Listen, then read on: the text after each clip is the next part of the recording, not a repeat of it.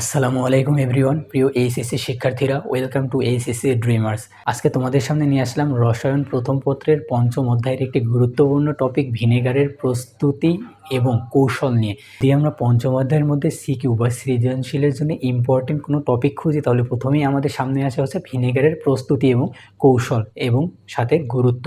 তো ভিনেগার কি, এটা আগে আমাদের ক্লিয়ার করা উচিত। তো মনে রাখবা যে ইথানোয়িক অ্যাসিড বা অ্যাসিটিক অ্যাসিড অর্থাৎ CH3COOH এর 6 থেকে 10% জলীয় দ্রবণকেই বলা হয় ভিনেগার, যার পিএইচ হচ্ছে 4.74। তো আর এই ভিনেগার মূলত খাদ্য সংরক্ষক বা ফুড প্রিজারভেটিভস রূপে ব্যবহার করা হয়।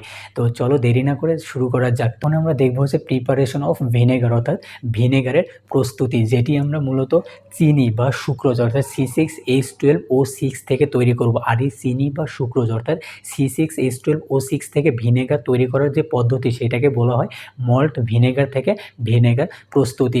তো এখানে আমরা দেখতে পাচ্ছি যে সুক্রোজ, চিনি বা সুক্রোজ অর্থাৎ C6H12O6 এটিকে মূলত আর্দ্র বিশ্লেষিত করলে অর্থাৎ পানি দ্বারা আর্দ্র বিশ্লেষিত বা বিক্রিয়া করানো হলে সেটি মূলত 37°C তাপমাত্রায় ইনভার্টেজ এনজাইমের প্রভাবে মূলত গ্লুকোজ আর ফ্রুক্টোজে অর্থাৎ ইনভার্ট চিনিতে পরিণত হয়। মানে C6H12O6 এটি মূলত 2 অণু তৈরি হয়। তো এরপর এই 2 অণু C6H12O6 বা ইনভার্ট চিনি মূলত জাইমেজ এনজাইমের প্রভাবে 20 থেকে 24°C তাপমাত্রায় মূলত এটি ইথানল আর কার্বন ডাইঅক্সাইডে পরিণত হয়। মূলত এই ভিনেগার প্রস্তুতি প্রক্রিয়ায় কার্বন ডাইঅক্সাইড গ্যাস বের হয়ে যায়। এখানে আমরা যে ইথানল পেলাম, সেই ইথানল আবার অক্সিজেনের সাথে বিক্রিয়া করে এসিটোব্যাক্টর এনজাইমের সাহায্যে ইথানলে অর্থাৎ 6% ইথানলে পরিণত হয়। আর এখানে পূর্বে যে পানি যোগ করা হয়ে গেছিলো, সেই পানিটি বের হয়ে যায়। চিনি বা সুক্রোজ থেকে মূলত ইথানোয়িক অ্যাসিড পেলাম অর্থাৎ ভিনেগার তৈরি করলাম। আর এই ভিনেগার তৈরির প্রক্রিয়াটি হচ্ছে মল্ট ভিনেগার। তো এখানে মনে রাখবা যে 3টা এনজাইম কাজ করে, একটা হচ্ছে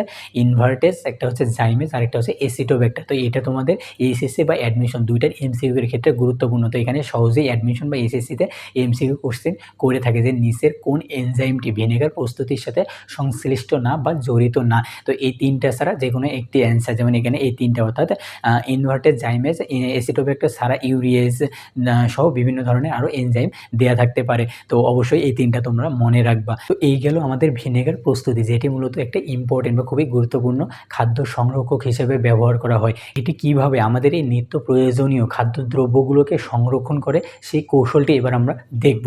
যেমন এখানে যদি বলি ভিনেগারের কৌশল, তো এই ভিনেগার বলতে আমরা কি দেখলাম যে ভিনেগার হচ্ছে ইথানোয়িক অ্যাসিড বা অ্যাসিটিক অ্যাসিড অর্থাৎ CH3COOH। তো এই CH3 বা COOH মূলত ভেঙে বা বিয়োজিত হয়ে ইথানয়েড আর হচ্ছে হাইড্রোজেন আয়নে পরিণত হয় অর্থাৎ CH3C+- আর হচ্ছে H+ বা হাইড্রোজেন আয়নে পরিণত হয়। আর এই হাইড্রোজেন আয়ন মূলত জাইমান হাইড্রোজেন উৎপন্ন করতে সক্ষম অর্থাৎ যার জারণ ক্রিয়া রয়েছে।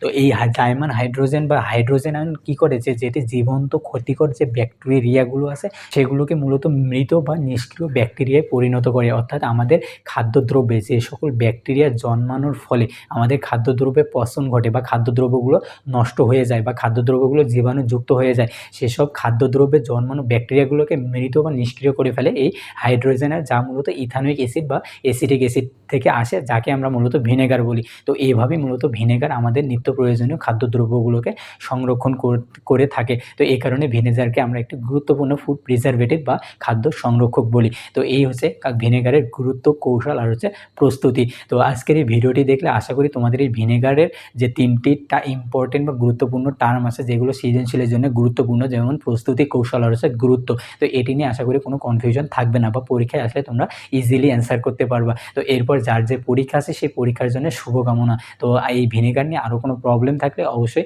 কমেন্টে জানাবা। তো দেখা হবে নেক্সট কোনো ভিডিওতে ইনশাআল্লাহ। সে পর্যন্ত সবাই সুস্থ থেকো, ভালো থেকো। আল্লাহ হাফিজ। আসসালামু আলাইকুম।